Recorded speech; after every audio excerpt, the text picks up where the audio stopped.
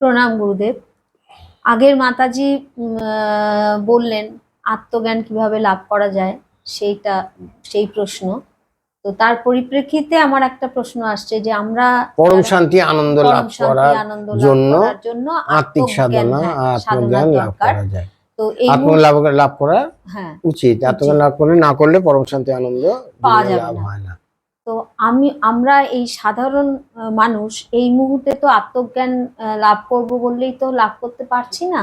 তো সাধারণ অবস্থায় আমরা কিভাবে এই পরম আনন্দ এবং পরম শান্তি লাভ করতে পারি দেখো, সহজভাবে? আমি বলছি কি যে পরম শান্তি ও আনন্দ লাভ আত্মজ্ঞান লাভ করা ছাড়া হয় না।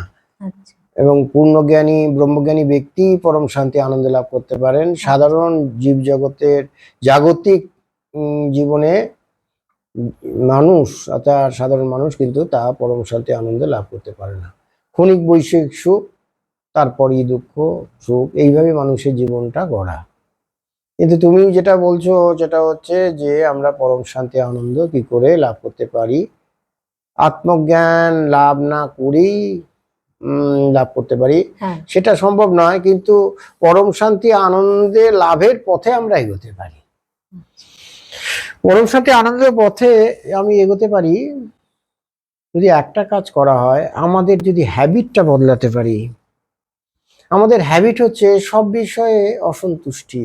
আমরা কোনো বিষয়েই ঠিক পরিপূর্ণ তৃপ্ত হতে পারি না। ধরো তুমি একটা জিনিস পেলে, সঙ্গে সঙ্গে তোমার মনে হবে আমি যেটা পেলাম সেটা ছোট, আর অন্যে যেটা পেলো সেটা তো আরো ভালো, আরো ভালো। আমি কি পেলাম, আমি কি সুখী, অন্য তো আরো সুখী, অন্যে তো আরো ভালো, আমার থেকে ভালো, এই করে আমরা নিজেদের সুখকে নষ্ট করে যাচ্ছি।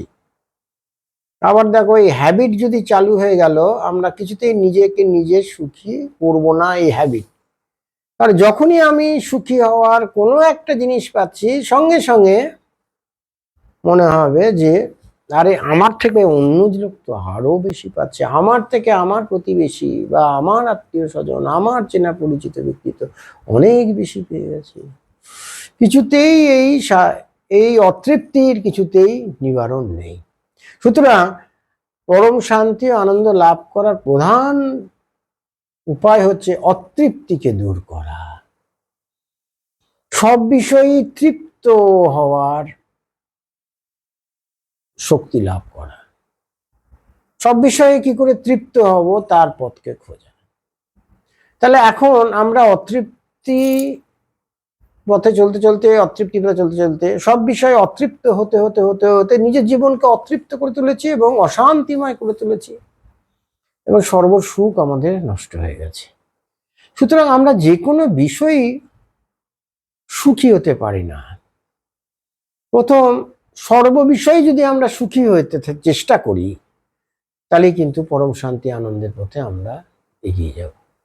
যে কোনো বিষয় যেটুকু আমি লাভ করছি তাতেই যদি সুখী হওয়ার অভ্যেস করতে শুরু করে দিই, তাহলে এই অভ্যেস বাড়তে বাড়তে বাড়তে বাড়তে একদিন আমার আকাঙ্ক্ষিত জিনিসও চলে আসবে, আমি যা চাইছি, এবং তাতে আমি তখন তৃপ্ত হয়ে যাব।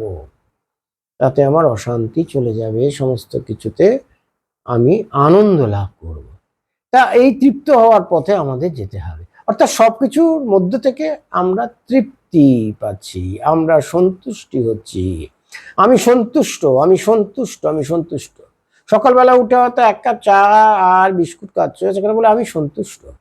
তুমি কবার বলেছো যে সারা দিনের মধ্যে যে আমি সন্তুষ্ট? একবারও বলনি। সারা জীবনের কোনোদিনই হয়তো বলছে না যে আমি সন্তুষ্ট। তুমি কবার বলেছো আমি সন্তুষ্ট?